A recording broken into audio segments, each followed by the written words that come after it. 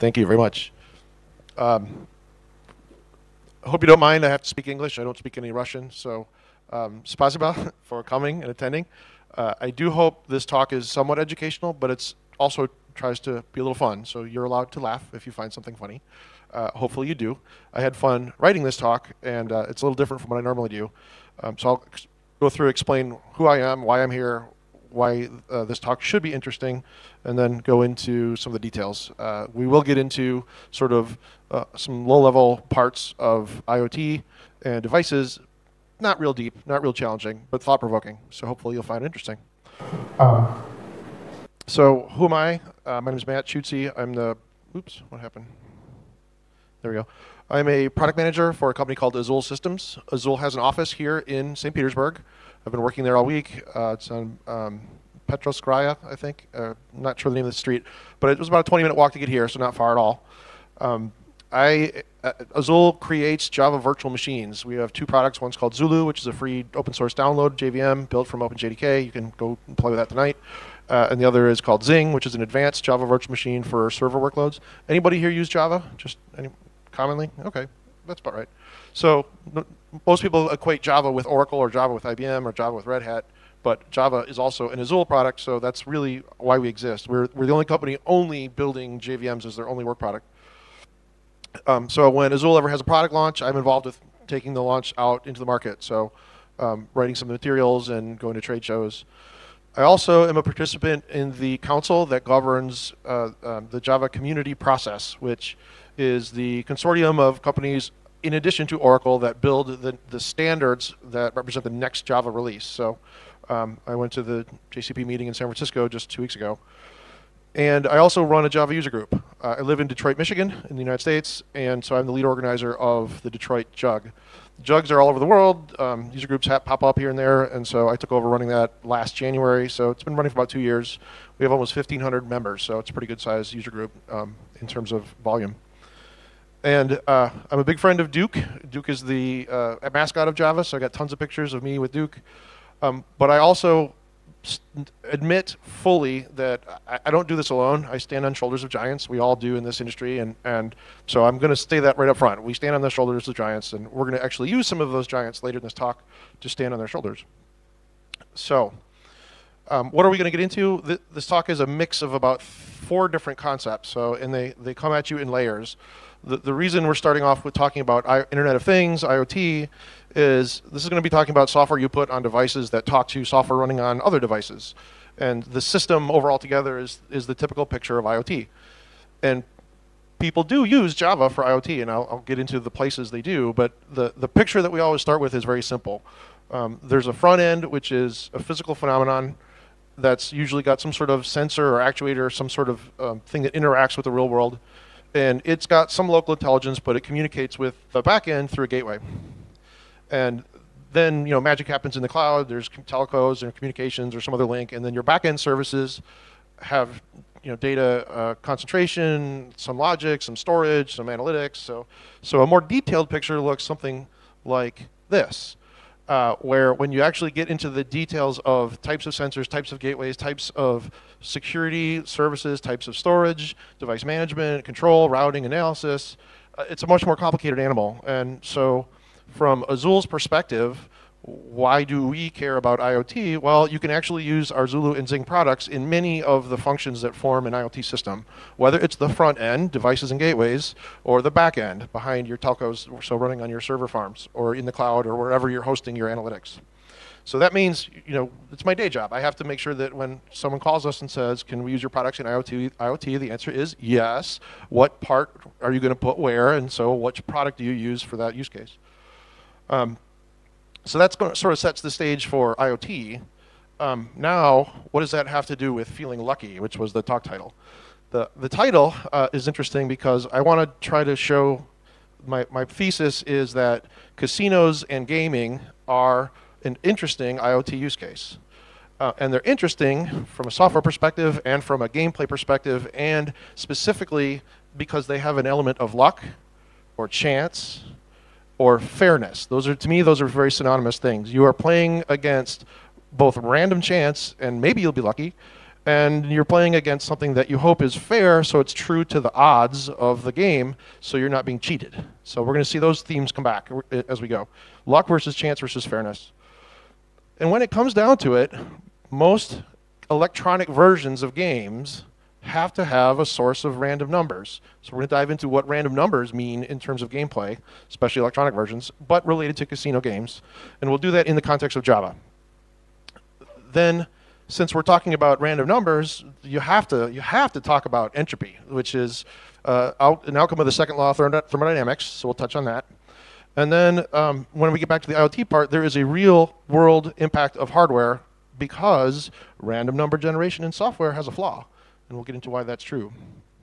So casino games, what kind of casino games? I did look, I understand Russia has outlawed gambling overall. There's only a couple of zones that are still allowed in Kaliningrad and Sochi and Vladivostok and Moscow where you can actually go to real casinos.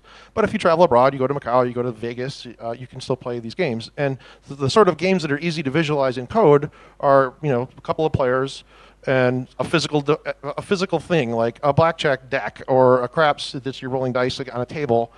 And roulette, slots, poker, they all have a random chance element, and they all have rules of gameplay. And unlike the electronic components, electronic poker, video poker, they're a physical manifestation. There's a thing that you roll or the deck that you shuffle, and after that point, it's a game of either there's the luck element, and then sometimes there's also the skill element. In blackjack, you're controlling your destiny to some set by the cards that you got and how you bet. How you bet changes the outcome almost as much or more so than the hand that you're dealt or the dice that you roll. But when you get into the gameplay itself and you start looking at the math that goes into the chances of occurrences, it's interesting because pick a card out of a card deck. What's that probability? 1 in 52. Anybody know what 1 in 38 is? Recognize that one? It's a roulette table. There's 38 spaces, but only 36 are red and black. There's always 2 green ones, so the house is built in a small advantage. So it's not truly 1 in 38. 1 in 6. What's that probability? Dice. So what's 1 in 6 times 1 in 6? 2 dice. Note the math. It's a multiplier. Probability multiplies. So remember that for later as well. And like in, so the odds are the odds. The odds are going to be 1 in 52, 1 in 38, 1 in 36 for paradise. But the game builds in a house advantage. The game doesn't give you pure 1 in 38. It gives you 1 in 36 with a built-in 2-slot advantage to the house. So every casino game is built over long term to give the house a very small but measurable advantage. That's why casinos are profitable. They will always be profitable in the long run because they have a built-in house advantage. So let's talk about the random part. I just said, card decks, the shuffle, the actual shuffle of the deck, not the dealing. The dealing is going to be in the order they were shuffled, well, ultimately. And even if you play blackjack and they have a shoe of 8 decks, it's still the shuffler that was the source of the randomness. In dice, you roll 2 dice and they bang against the wall and they roll around. You don't know where it's going to land. You don't know how it's going to land. So it's the roll that is the source of randomness. In roulette wheels, it's the spin plus the marble jumping around the table. And so all of those are physical sources of randomization, and I'll throw in the word now entropy. They are, how does entropy come in? That's the interesting part. We also know that, so there's entropy, there's randomness, but if it's not random, if it's biased in any direction, then it could be somewhat predictable.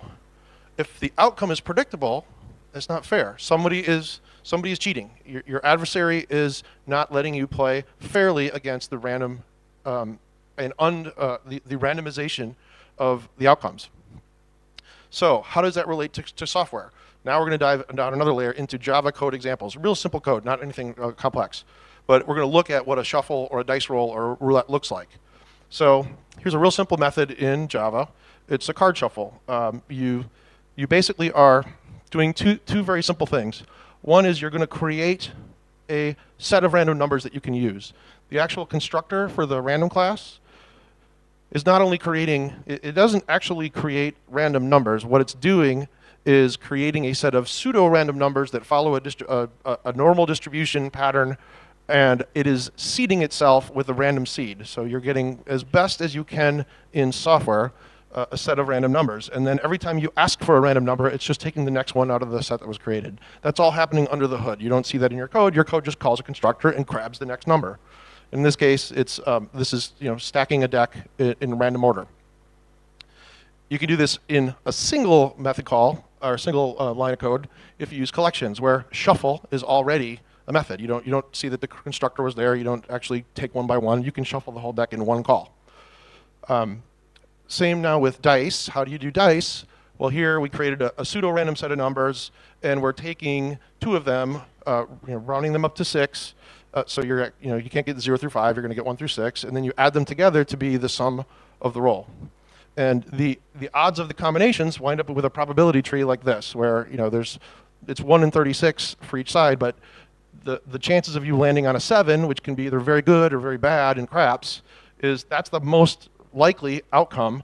With snake eyes 2 and a 12, the least likely outcome. So those are calculated odds. They're always going to be there because those are the types of outcomes that are possible, and the distribution follows the spread. That's basically, over long times with lots of rolls on a craps table, it'll follow that pattern.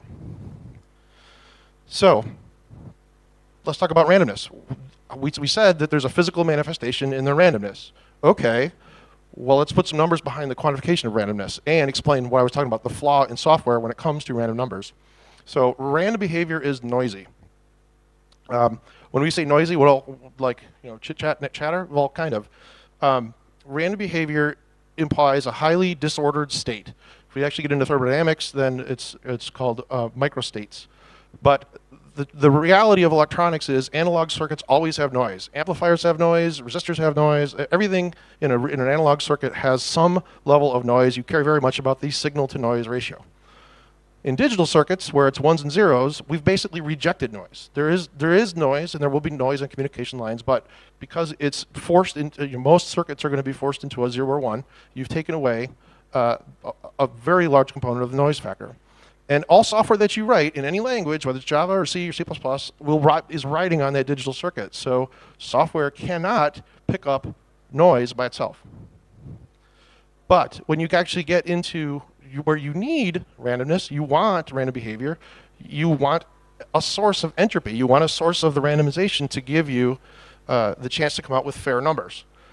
And in communications and software, that they've converted the original definition of entropy to be in units of bits. So it matches other aspects of software that we're comfortable with in writing code. So let's talk about the origin story of entropy and stand on some of the shoulders of these giants. Who recognizes this person? Very good, Einstein. So he's our first giant. So people don't really remember Einstein's first patent. I'm sorry, not patent. First Nobel Prize, bigger than a patent. He actually wrote down the equation that showed that Brownian motion, the movement of small particles, is the actual thermal energy that is today our current definition of temperature. Before then, it was assumed that something was happening, but basically his contribution to science is writing down the equation that shows it and basically gave credence to everything that came before and after regarding kinetic theory, regarding atoms and molecules, and regarding thermal motion. So kind of a big deal. That's a bit of a giant step. So who can recognize any of these three pictures? Boltzmann. Boltzmann. Wow, somebody knows Boltzmann. Great. Anybody else know the other two? They're hard.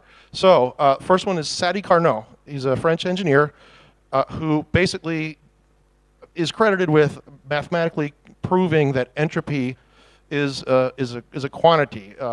Basically, Carnot was very interested in conservation of energy, so energy transforming forms. He was trying to get heat to transfer into work to make machines move. So the easiest one to think about now is a power plant. So you heat water, it turns to steam, steam pushes a turbine. He calculated that there is no lossless cycle. You will always lose some energy on the way to convert heat into work, and he called that loss entropy. It's the dissipation of energy between moving through moving your fluid through different temperatures to try to force work, but you can't ever get 100%. In fact, the theory is that you could only be a perfect engine if the low temperature was absolute 0, which you can't reach that. So it's mathematically has held up over the centuries or years. Boltzmann took a step further and said, okay, we have these macroscopic concepts of heat and of thermal motions, but really at a microscopic level, what is it? He went down and did the statistical mechanics math and derived entropy and from statistical treatments of motions of individual particles. So he basically came out with the microscopic view and randomness of those microstates all together in a system becomes then the macroscopic properties that Carnot was talking about. Finally, fast forward, almost probably 50 years, 60 years, 100 years, we have Claude Shannon, who is credited with the concept of information theory.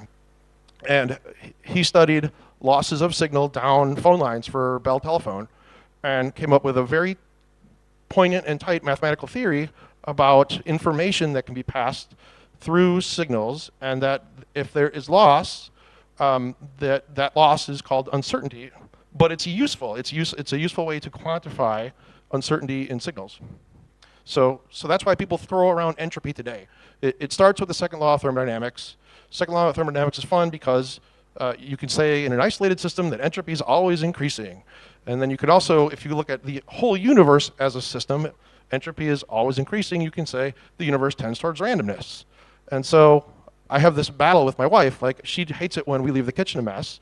She comes home and says, why is the kitchen a mess? My immediate answers are, well, because entropy is always increasing. The kitchen tends towards randomness. And she shakes her head year after year, like, that's your answer? So I come home from a trip, and not only was the kitchen a mess, the whole the living room, family room was a total disaster. And I said, what happened here? And her answer, entropy is always increasing. So she gets it, I think. Maybe not fully, but it's fun. So if digital circuits don't have enough randomness, because they forcibly try to exclude it, where can software get the extra entropy needed to widen and flatten the random chances?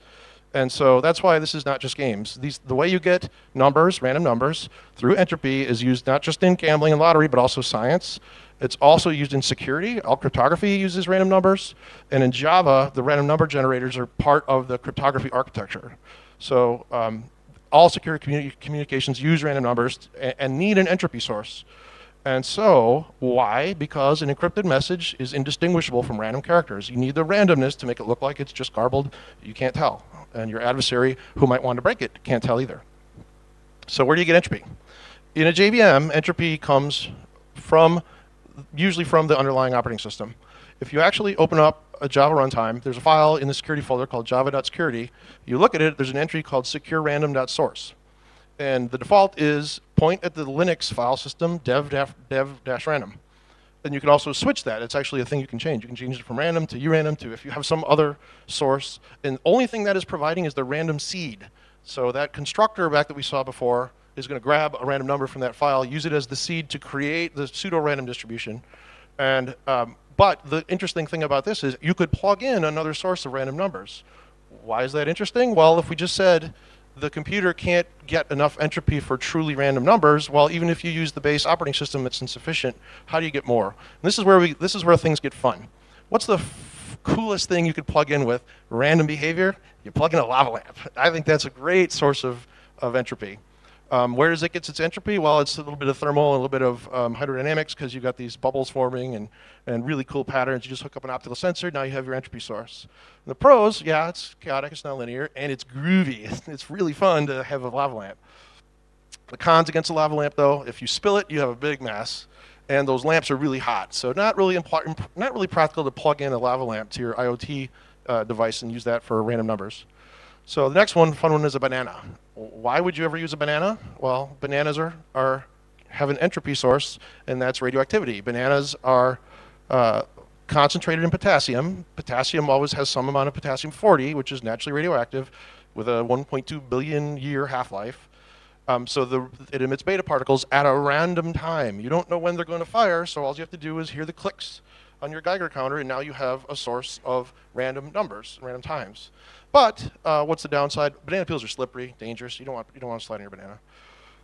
What's the next one? Brazil nuts. Brazil nuts, why are they better than bananas? They're still radioactive. They have a shorter half-life because it's radium-226 that's in Brazil nut, only 1.6 thousand year half-life. They emit alpha particles, which are basically blocked by the skin of the nut, so they don't really travel that far. But they have a downside too. You still need that Geiger counter. That's kind of big and clunky.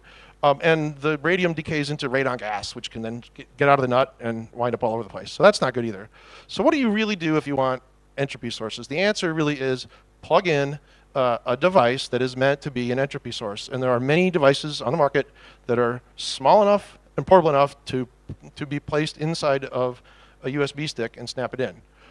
And they take advantage of things that are random physically, either thermal or quantum or hydrodynamic or aerodynamic, or they even can listen on your audio card, listen to noise on your microphone, just random atmospheric noise. And they can actually come up with truly random numbers.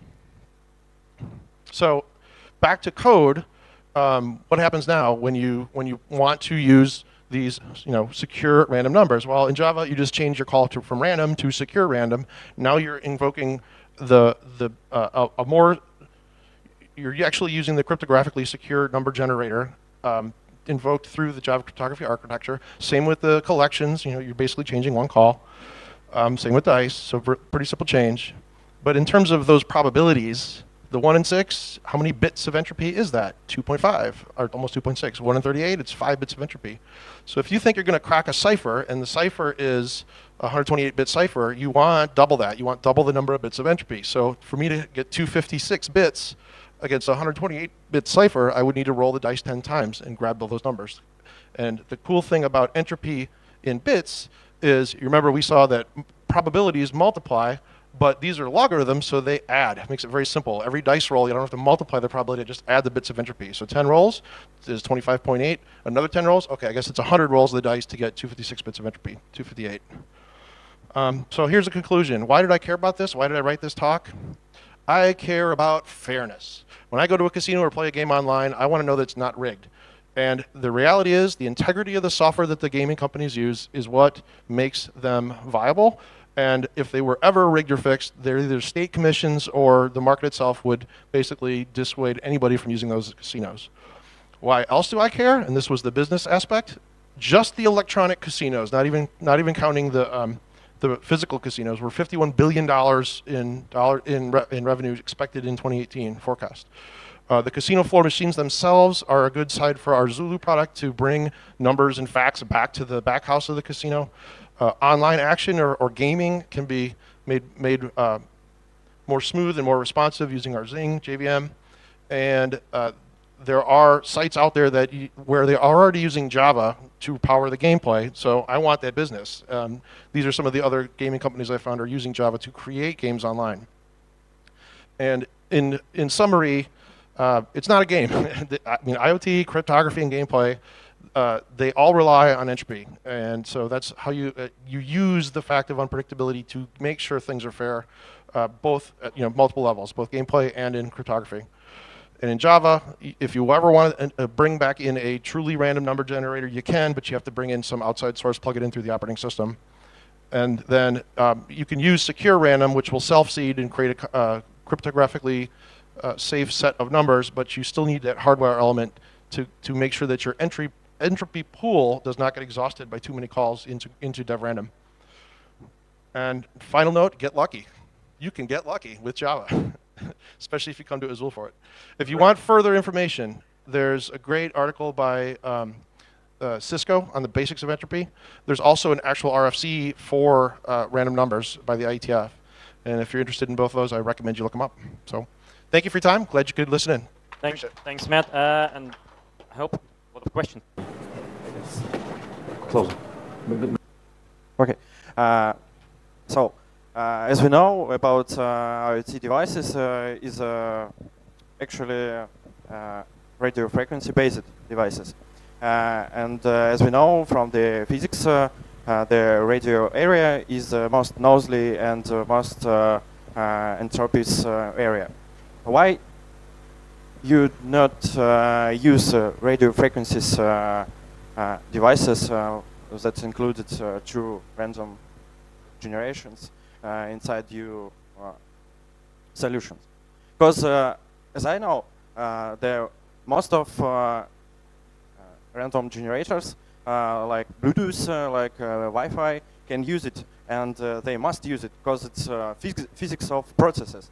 I know that Intel, like you show on this slide, use radio frequency sources too inside this chip. Why we need to use other sources? Because we have best area around. Me, I will answer.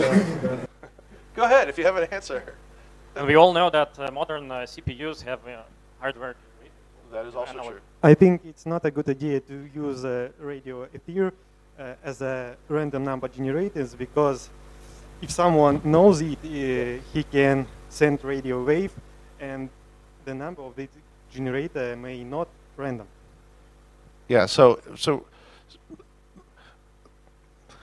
I provided this list because it shows the diversity of sources. It wasn't supposed to be every possible source, but if you get down into reverse bias diodes or shot noise, that's basically the random traversal of single electrons through a transition. So that the timing of those electrons changes based on how they tunnel through the barrier. So it's very contained. It's something you could actually mint into a USB stick if that's the size that you're aiming for, something small enough for an IoT device. Believe me, I mean, would you really hook in a jar of ice cream or a banana? No, you wouldn't. And those are valid in terms of natural phenomenon. But if you were actually trying to build an actual device, you'd use something that's a circuit, I'd imagine. So I intentionally did not go into quantum detail for this. I really wanted to focus in on entropy and stay with the second law and statistical thermal physics if I could. That to me is a fodder for another talk, getting into the lower level, which I'd love to do. So invite me back next year. Thank you. One more question. My name is Alexander. Well, all we know that computer systems are becoming more and more complex, right? Currently we are in the front of the new era of artificial intelligence, all that stuff. And well, don't get this question serious, actually. The Java virtual machine itself is quite complex stuff, and I believe nobody can understand it completely, how it works in general, right? I mean, it has a lot of components, and well, in some cases you can have some surprises how these components are talking to each other. Did you try to find some randomness inside of your virtual machine? Thank you. So I did cut this slide deck down a little bit. I gave this talk at Java 1 2 weeks ago, and I had a section where part of the reason this is important to me is I'm the one at Azul where people ask, well, what cryptography providers do you have, and which ones actually still work, and which ones should I use to have a real secure JVM?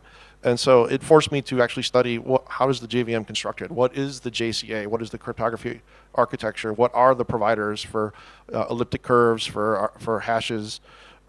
So I'm not a cryptography expert, but I have to pretend that I'm one. So for my role, so I do care about it and I do try to study it. But to be honest, yeah, there's random behavior because there's a profiler in there and it's behaving relative to your code and the workload on it and the traffic it's got.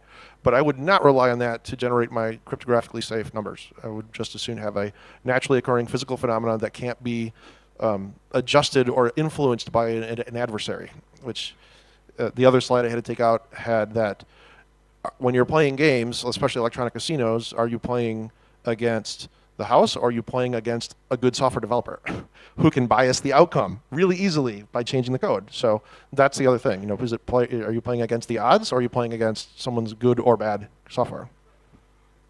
Thank you. Any more questions? So, Spasiba, thank you for coming. I appreciate everybody sticking through this. And everybody.